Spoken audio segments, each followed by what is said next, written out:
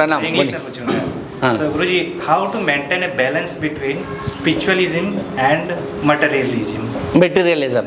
How to maintain a balance? Because in spiritualistic way, the approach is that we have to live a minimalistic life. Means minimum things, but in materialistic means more and more. We want more and more. So how to maintain a balance between these two? All right. God bless you. Namah Shivaya. Please take it. Question ఏమిటంటే ఆధ్యాత్మికమైన లైఫ్కి మనం ఉన్నట్టు material లైఫ్కి, అంటే material in the sense ఆధ్యాత్మికం కానిది, జైసా పిల్లలు ఫ్యామిలీ అందరితో బతికే లైఫ్కి తేడా ఉంది కదా. మెటీరియల్ లైఫ్ అంటేనేమో ఎంత తిన్నా తరగదు, ఇంకా కావాలంటది. స్పిరిచువల్ లైఫ్ ఏమో మినిమలిస్టిక్గా బతకమంటుంది. మినిమలిస్టిక్ అంటే ఉన్న దాంట్లోనే అడ్జస్ట్ చేస్తూ అంతలోనే సంతృప్తి వంతు జీవితాన్ని గడపడం. అంటే మెటీరియల్ లైఫ్ అనేది ఏంటి, మనకు ఇంకా కావాలి, 10 వచ్చినాయి కానీ సరిపోలే, పిల్లోని ఫీజుకే 5 పోయినాయి, ఇంకా 5 ఉన్నాయి, ఇంకో 10 వస్తే బాగుండు. ఇది మెటీరియల్ లైఫ్. ఈ రెండుకి బ్యాలెన్స్ ఎట్లా చేయాలి అని అంటున్నాడు. ఇప్పుడు ఏమిటంటే మినిమలిస్టిక్కి మెటీరియలిస్ట్కి బ్యాలెన్స్ ఎట్లా చేయాలంటే ఫస్ట్ నువ్వు బ్యాలెన్స్ చేయకుండా ఒక దాంట్లో ఉండడానికి ట్రై చేయి. ఓకే అంటే అప్పుడు ఎప్పుడు చేయగలుగుతావు అది? బిఫోర్ మ్యారేజ్ నువ్వు చేయగలుగుతావు.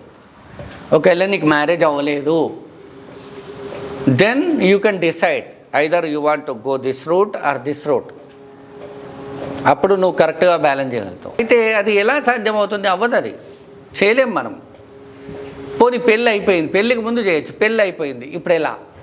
ఇప్పుడు వాడి ప్రాబ్లం కూడా అదే, పెళ్ళి అయింది, ఇప్పుడు అట్లా బ్యాలెన్స్ చేయాలా ఇట్లా బ్యాలెన్స్ చేయాలా, కొంచెం కష్టమే.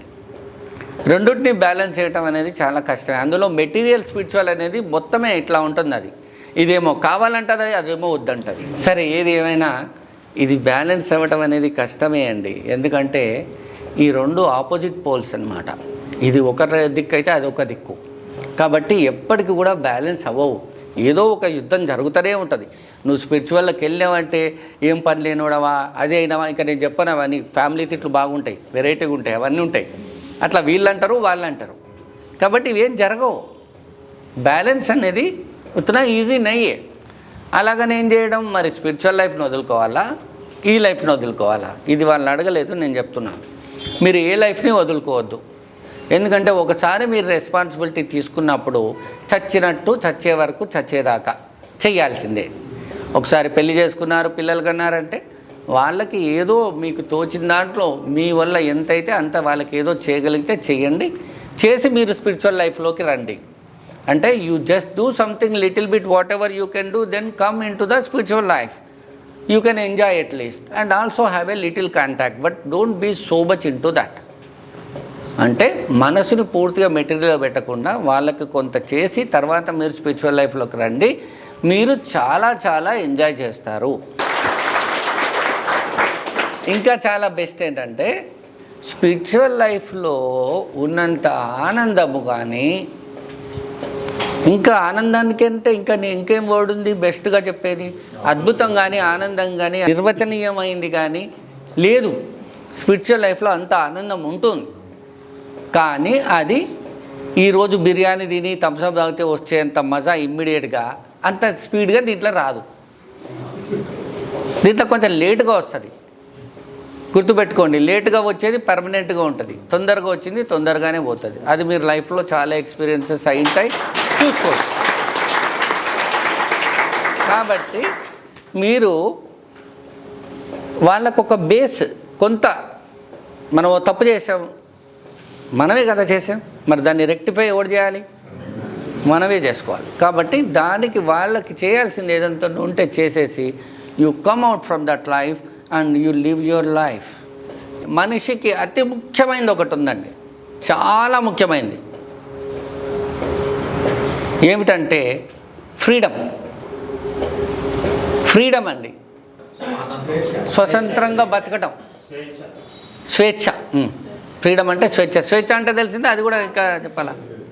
స్వేచ్ఛ లేకపోతే ఇంకేమైనా ఉన్నట్టా మీకు నేను తీసుకెళ్ళి ఒక బంగారు పంజరంలో పెడతాను, ఇల్లంతా బంగారమే కట్టిస్తాను. స్వేచ్ఛ చాలా అవసరం అండి. స్వేచ్ఛ లేకపోతే ఇంకా మీకేమీ లేనట్టే. ఆ స్వేచ్ఛను కోల్పోయే పనులు ఏవైనా కూడా మీకు ఇబ్బంది. స్వేచ్ఛను కోల్పోయేటివి అంటే స్వేచ్ఛ అనేది చిన్నపిల్లలకు స్వేచ్ఛ ఇవ్వకూడదండి. చిన్నపిల్లలకు స్వేచ్ఛ రాదు, అది తప్పుడు ఆలోచన. స్వేచ్ఛ అనేది ఎప్పుడు వస్తుంది? ఒక సడన్ స్టేజ్కి నువ్వు ఎదిగాక, జీవితాన్ని చూశాక స్వేచ్ఛగా బతకాలనుకుంటాం. అందుకనే గవర్నమెంట్ లెక్కల ప్రకారం 21 ఇయర్స్, కొందరికి 18 ఇయర్స్ ఇట్లా ఉంటేనే చేయాలి పెళ్ళిళ్ళు అని చెప్పారు. ఎందుకంటే ఆ పెళ్ళిళ్ళు మళ్ళీ దరిద్రం అయిపోకుండా. కానీ నిజానికి అది కూడా కరెక్ట్ ఏజ్ కాదు, అది బచ్పన ఏజే.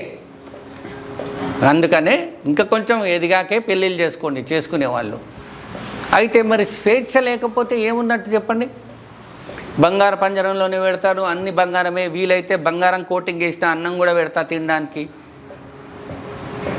కానీ మీ మనసులాగా ఆలోచించకూడదు, నా మనసులాగా ఆలోచించాలి. నీకేం కావాలో అది నువ్వు తినకూడదు, నేను చెప్పిందే నువ్వు తినాలి, నేను చెప్పిన చోటనే ఉండాలి, చెప్పినట్టే ఉండాలి. అది సాధ్యమవుతుందా? ఎవరన్నా అట్లా చేస్తారా? నేను ₹1 కోటి ఇస్తామా, నువ్వు వచ్చి అట్లా చేస్తావా అంటే చేయనంటావు. ఒకవేళ ₹1 కోటి ఆశకు చేస్తాను ఒప్పుకున్న తర్వాత తెలుస్తుంది నీకు మజా. తర్వాత నీ కోటి నువ్వు తీసుకొని వెళ్ళిపోతా అంటావు. స్వేచ్ఛ అనేది చాలా ఇంపార్టెంట్. ఆ స్వేచ్ఛను కోల్పోకూడదు. ఆ స్వేచ్ఛ అనేది మీరు జీవించే విధానాన్ని బట్టి ఆ స్వేచ్ఛ మీకు దొరుకుతుంది. అందరికీ దొరకదు, జీవించే విధానాన్ని బట్టే మీకు స్వేచ్ఛ దొరుకుతుంది. దీంట్లో చాలా ఉంది నిగూఢంగా. కొంచెం మీ బ్రెయిన్కి పెట్టండి, నేను ఎక్స్ప్లెయిన్ చేయనిది. మీ విధానం ఎట్లుందో దాన్ని బట్టే మీకు స్వేచ్ఛ దొరుకుతుంది. మీ విధానం రాకుంటే మీకు స్వేచ్ఛ దొరకదు. కాబట్టి మీరు జీవించే విధానము కరెక్ట్గా ఉండాలి.